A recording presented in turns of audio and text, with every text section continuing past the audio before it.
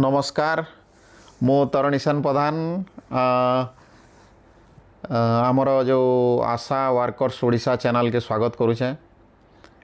जमीती कि जानी थे जे आमर साधारण निर्वाचन 2024 रे आंशुघातर प्रकोप को देखिकी आमर इलेक्शन कमिशन ऑफ इंडिया निष्पत्ति नहीं जे आमर बूथ स्तर रे आमर आशा स्वेच्छासेवी माने साहाय्य सहयोग करेंगे से माने ओआरएस पानी बा ओआरएस सहित निज सबू निज निज गाँव बूथ रे रहिबे एवं आंशुघातर रक्षा पाई लोकों को साहाय्य करेंगे। तो आमर ये साधारण निर्वाचन रे आमर बूथ स्तर रे आशा बा स्वास्थ्यकर्मी बा स्वेच्छासेवी आंशुघात दायित्व कौन रहिबो आज आम ये भिडियो आम जानिबा।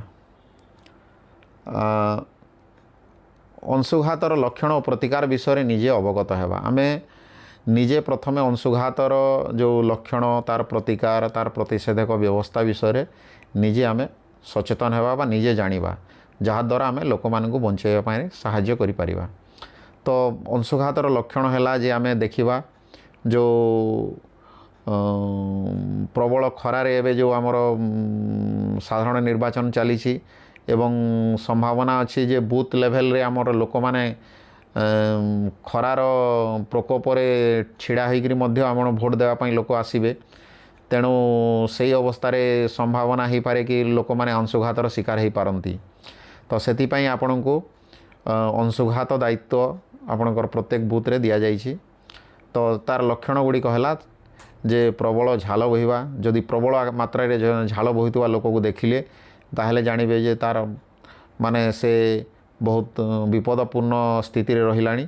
तो सेति पई ताको ओआरएस पानी पीवा पई कहिबे। मुंड बुले अंधार दिसिबो जदि जदि मुंड बुले अंधार दिसला ताहले भी जानिले जे आपनकर अंशुघातर एटा गोटे लक्षण। प्रबल जदि शोष लागिबो जणे बारंबार पानी पिउथुबो बहुत शोष लागुथुबो तापरे मांसपेशी टाणी हेइ जिवो अचेत हेबा बात मारिबा एई सबु लक्षण आमे जानले अंशुघातर शिकार हैला बोली आमे जानिबा।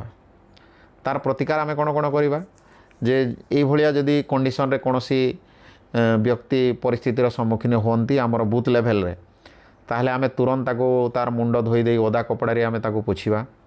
रोगी को खोला और ठंडा जगह को नहीं जीवा ताको आमे ओआरएस पानी जो आमे गोली के रखिथिबा ओआरएस पानी ताको देवा। से जदि सादा पानी भी आउ पीवा को चेष्टा मागिबो ताको देवा। चेष्टा करिबा ताको रोगी को पंखा बा कूलर कूलर पंखार माने व्यवस्था न थाई पारे जदि पंखार व्यवस्था थिबो ताहले पंखार थिबो नाहले आमे कपड़ा रे ताको धुकी देवा। तापरे आमर पोशाक यथा संभव खोली दियंतु। आमर जो पोशाक से पिंधि थिबो तार आपणकर सार्ट गंजी सब खोली देबे। देन अवस्था रे यदि उन्नति न हैला ताहले आपणकर सेक्टर आमर स्तर रे जणे हेल्थ वर्कर को आम दायित्व दिया जाइछि तांको फोन करिवे किंबा 108 को आपण कॉल करे डायरेक्ट हॉस्पिटल को पठेवा पई व्यवस्था करिवे। निज बूथ लेवल ऑफिसर बा जो दिन आपणकर दायित्व अच्छी तार आगरू निज बूथ लेवल ऑफिसर बीएलओ बा प्रिजाइडिंग ऑफिसर को सहित जोगाजोग करी पोलिंग दिन आगरू आलोचना करी निम्नलिखित व्यवस्था करंतु।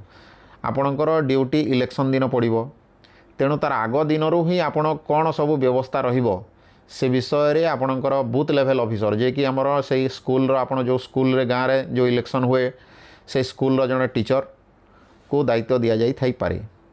तेणु तांको सहित जोगाजोग करी सेठी पानी रो व्यवस्था कौन अच्छी टेबुल चेयर रो व्यवस्था ओआरएस गुलिया पाई पात्र एटा निजे आपण दरकार पड़े आवश्यक पड़े निज घर नहीं कि जीवे गोटे बड़ माने जो बेला गोटे नहीं कि जीवे। तापरे आपण पानी रो माप पाई गोटे 1 लिटर बोतल टे नहीं करी जाइथिबे।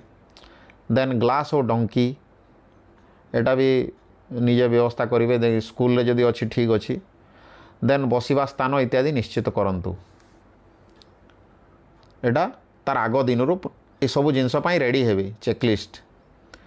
देन पोलिंग दिन जो दिन आपणकर ड्यूटी पोलिंग दिन 7 रु संध्या 6टा पर्यंत आपणकर ड्यूटी। तो सही दिन ସକାଳୁ 7ଟାରୁ ପ୍ରଥମେ ନିଜେ ଆମେ ଅନ୍ୟମାନଙ୍କୁ ଅଂଶୁଘାତରୁ ବଞ୍ଚାଇବାକୁ ଯିବା, କିନ୍ତୁ ଆମେ ଯଦି ଭୋକ ଶୋଷରେ ଯାଇକରି ସେଠି ଡ୍ୟୁଟି କରିବା ଆମେ ବି ତାର ସମ୍ମୁଖୀନ ହେବାର ସମ୍ଭାବନା ଅଛି।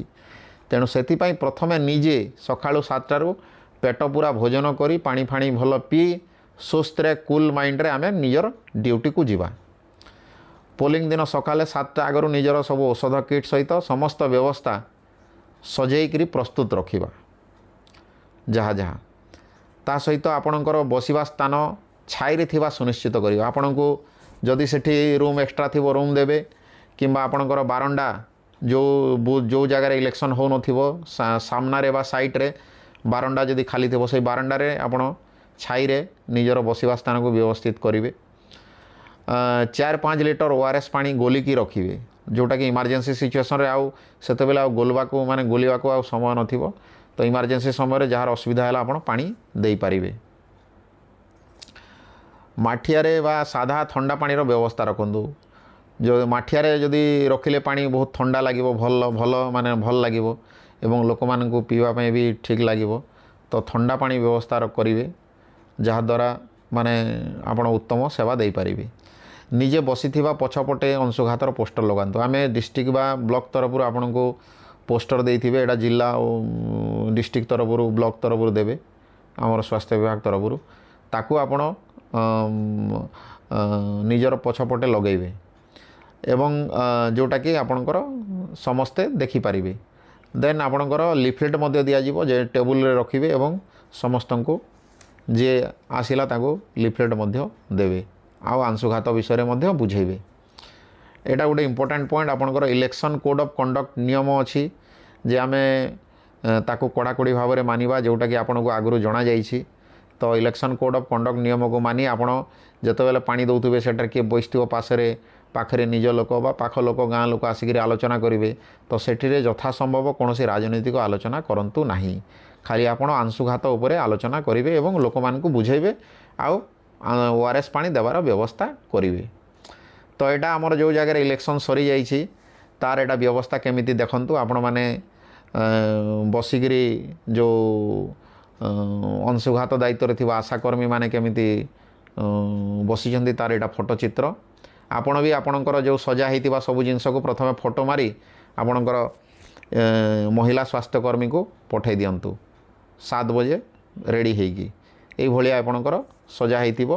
ଏଇଟା ଦେଖନ୍ତୁ ଡଙ୍କିର ବ୍ୟବସ୍ଥା ହେଇଛି ପାଣିର, ଏଇଟା ଗୋଟେ ଯେଉଁ ପାଣି ରଖିବାର ଯେଉଁ ବ୍ୟବସ୍ଥା। ତ ଏଇଭଳି ଆପଣଙ୍କର ଯେଉଁ ବ୍ୟବସ୍ଥା ଆପଣମାନେ ନିଜେ କରି ମୁଁ ଆଶା କରୁଛି ଆପଣମାନେ ସମସ୍ତେ ନିଜର ଦାୟିତ୍ୱ ସମ୍ପୂର୍ଣ୍ଣ ଭାବେ ତୁଲେଇବେ ଏବଂ ଏଇଟା ଗୋଟେ ଧର୍ମର କାମ। ତେଣୁ ଏହାକୁ ଛୋଟ କାମ ବୋଲି ଭାବିବା ନାହିଁ। ଏଇଟା ଆମେ ଗୋଟେ ମହାନ କାମ କରବାର୍ ଲାଗି ଯାଉଛୁ। ଆଉ ଏଇ ହିଟ୍ ୱେଭ୍ ସମୟରେ ବର୍ତ୍ତମାନ ଯେଉଁ ପିକ୍ ସମୟରେ ଅଛି ହିଟ୍ ୱେଭ୍, ତେଣୁ ଅଂଶୁଘାତର ଶିକାର ହେବାର ସମ୍ଭାବନା ଅଛି। ଯେହେତୁ ଲୋକମାନେ ଖରାରେ ଛିଡ଼ା ହେଇବା ଇଏରେ ଆପଣଙ୍କର ଭୋଟ୍ ଦେବା ପାଇଁ ସେମାନେ ବ୍ୟସ୍ତତା ଥିବେ ଆଉ ବହୁତ ସମୟ ଧରି ତାଙ୍କୁ ଛିଡ଼ା ହେବାକୁ ପଡ଼ିବ, ତ ସେଥିପାଇଁ এই ଅସୁବିଧାର ସମ୍ମୁଖୀନ ହୋଇପାରନ୍ତି। ତେଣୁ ଆପଣମାନଙ୍କୁ ଅନୁରୋଧ ଯେ ଆପଣ ଯେଉଁ ଅଂଶୁଘାତର ମୁକାବିଲା ପାଇଁ ବୁଥ୍ ସ୍ତରରେ ନିଜକୁ ସୁବ୍ୟବସ୍ଥିତ କରନ୍ତୁ ଏବଂ ନିଜର କର୍ମ କରିଯାଆନ୍ତୁ। ଧନ୍ୟବାଦ, ନମସ୍କାର, ରଖୁଛି।